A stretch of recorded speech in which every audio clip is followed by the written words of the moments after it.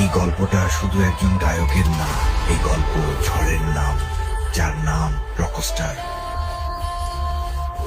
তুমি চলে যাওয়ার পর শহরটা আগের মতোই আছে, শুধু আমার ভেতরটা আর আগের মতো নেই। তুমি নেই, তবুও তুমি আছো আমার প্রতিটা গানের লাইনে।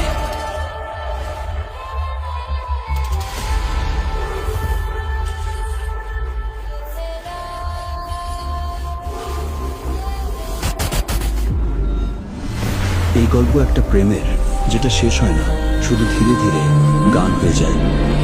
তুমি বলেছিলে সহজ, কিন্তু কেন আজও তোমাকে ভুলতে গিয়ে নিজেকেই হারিয়ে ফেলি।